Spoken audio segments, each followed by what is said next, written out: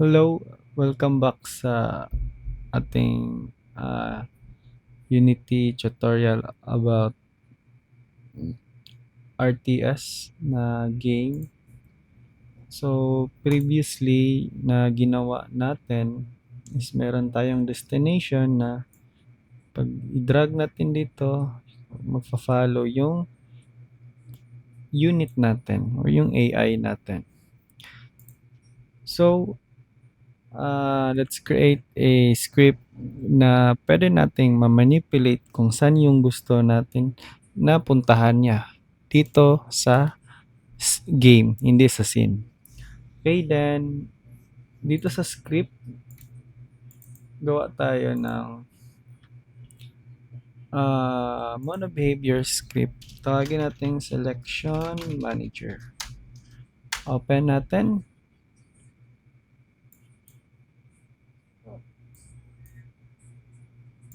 Yeah. So, once na open nyo na yan, so ito yung kailangan natin. Remove natin yan. Una, kailangan nating yung mga layer mask. So, public, wait lang pause ko muna. Okay. Public na layer mask. And then yung anong layer yung pwede nating i-select. So, layer, selectable layer. Tapos, public na layer mask again para sa ating ground layer. So, it means saan pwede nating sa anong layer tayo pwede makapag-get ng position. Kasi merong gawa natin ng layer kasi yung floor at saka yung layer ng ating mga unit. Then, gawa tayo ng public na boolean. So, bool deselect on empty click. So, it means ito, once nakaklik tayo na dun sa game natin ng hindi part ng ating selectable layer, then i-deselect natin yung selected na unit. So like for example, save natin to.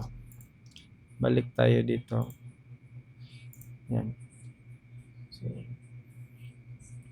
So instead na AI unit, remove component natin yan. Delete.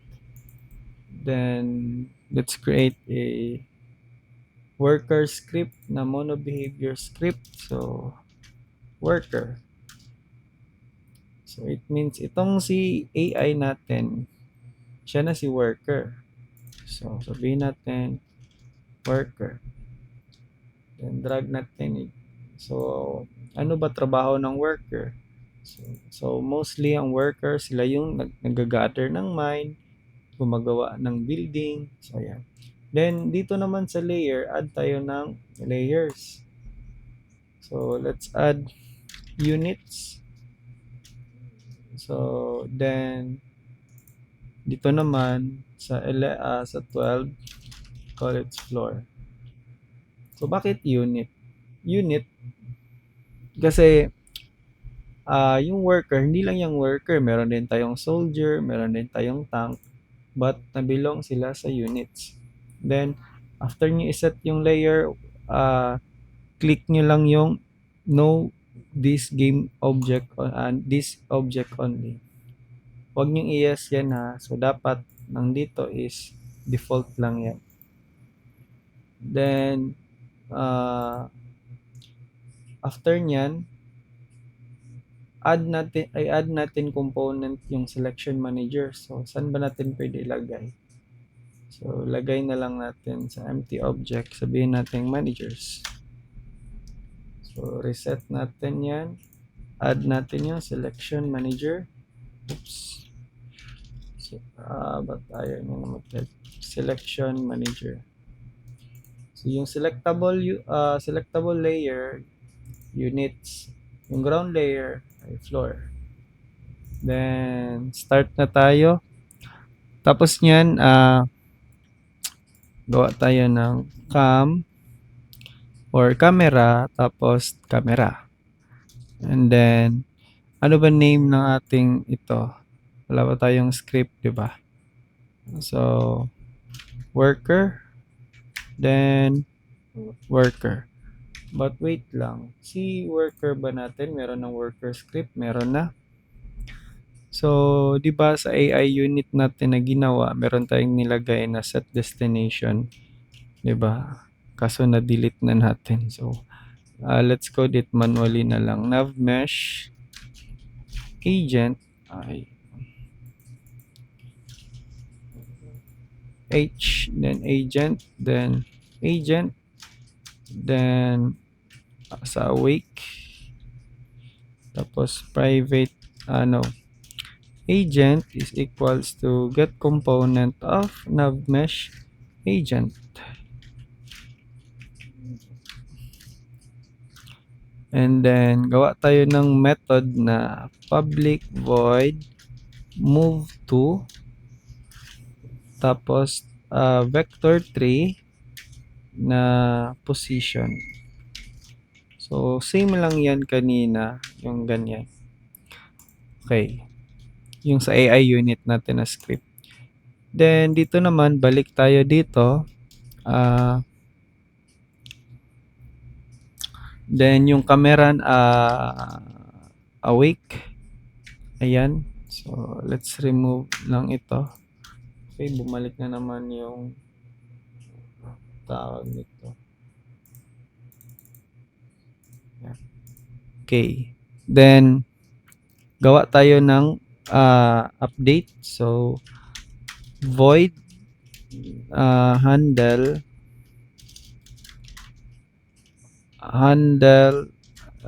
left mouse button. Then, vector 2 mouse position is equals to mouse dot current dot position dot read value. Then ray, gagamit tayo ng raycast hit. So ray equals ating camera dot screen point to ray, then yung mouse position, tapos raycast hit, then hit. Ayan. And then if physics dot raycast, si ray pag may si ray pag may natamaan, then transfer natin kay hit. Then gaano kataas yung raycast? Naka-mat f dot infinity. And then comma, then yung anong layer yung pwede nating matamaan? Yung selectable layer. Tapos worker, then worker equal to hit dot collider dot get component, kanino ba? Kay worker. Then if worker is not null, not null, then dito is select natin. So try natin print na lang muna sa gawa na lang kagad natin ng select method. Okay, then void select, tapos submit natin yung worker, then worker, tapos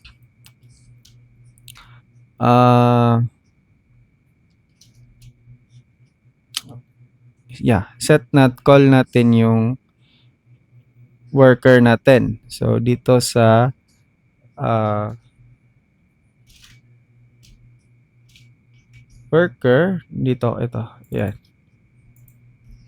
Worker is equals to worker. So, ganyan na lang. This, that, worker. Then, after nyan, set natin yung destination niya. So, hindi pa kasi nga nag-select lang tayo muna. So, it means select sa ating worker. So, para hindi tayo malito, ganito na lang. Selected, selected worker. Then, submit natin dito. Baliktad. Worker, then selected worker. Ganyan na lang.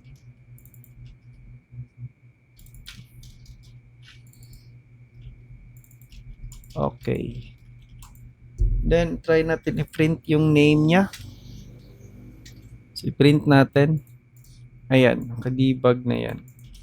Then, punta tayo sa Unity. So, run natin. Then, pag-click natin, wait lang, ba't ayaw? Ay, di tayo gumamit ng update. Update, and then, handle left mouse button.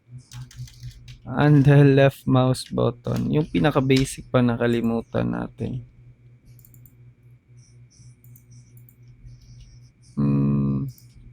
Okay na yan.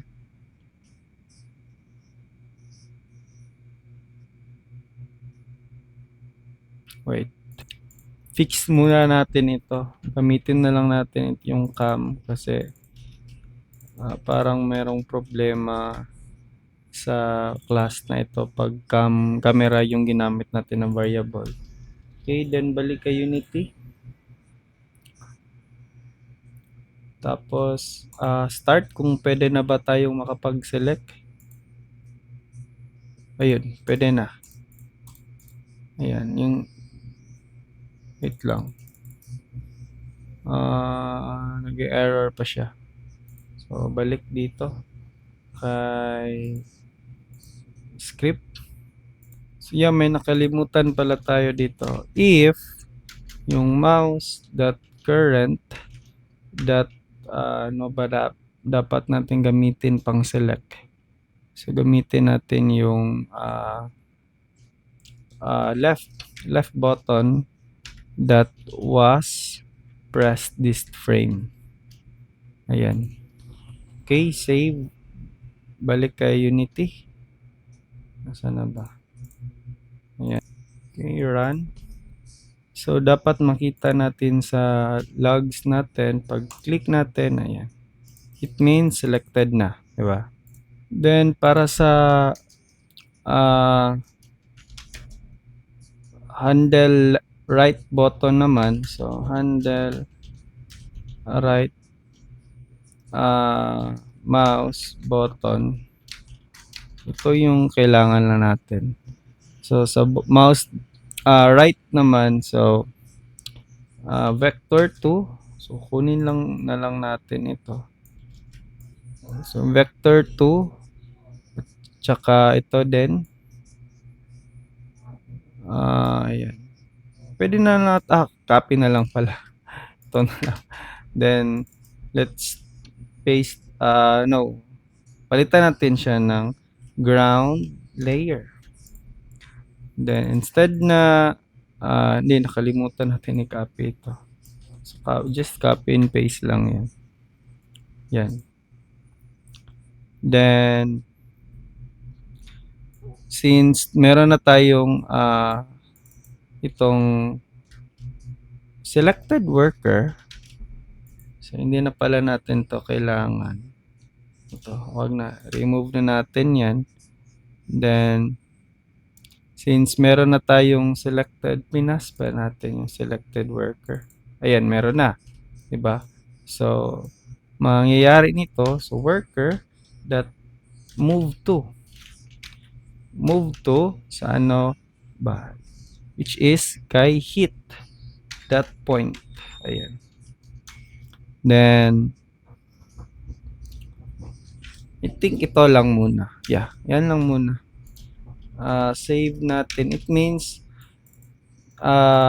oops, pero tayo nakalimutan again. Ito na naman. So, huwag kalimutan. And then, instead na left button, right button. Okay, then save. Tapos, test natin.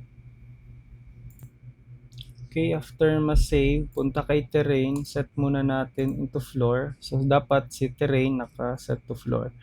And then, instead na worker dot game object, so kunin na lang natin dito yung hit na position. So, pwede natin siyang i-debug.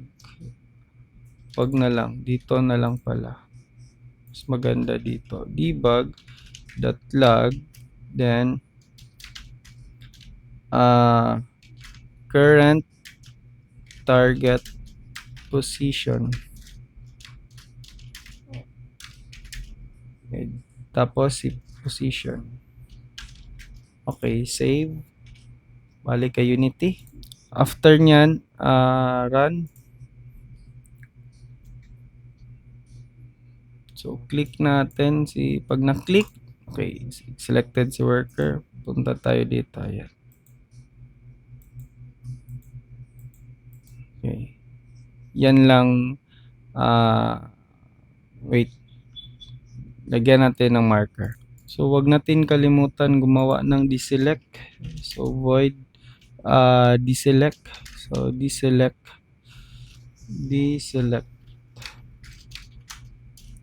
So, if worker is not equal to null, then set natin, no. Diretso na lang. Worker set to null. Ganyan na lang. Then dito, baba lang ng sa if, oops, call natin. If, ayan. No, pwede na diretso kaagad. Deselect, ganyan. Then, remove natin ito. So, walang kwenta na to. Then, balik kay Unity. So, I think mag-error ito. Pag click ko nito, selected worker, ayun, error nga. So, fix natin. Kalimutan natin maglagay ng return dito. Okay, lagay tayo ng return dyan. And then, sa select naman, need na. Okay. So, run. So, pag-click, okay, ayun. Nag-move na siya. So, next is, gagamit tayo ng interface kasi sa ngayon, worker lang yung gumagana. So, marami kasi meron ding script para sa soldier, sa tank. So, hindi lang dapat kay worker.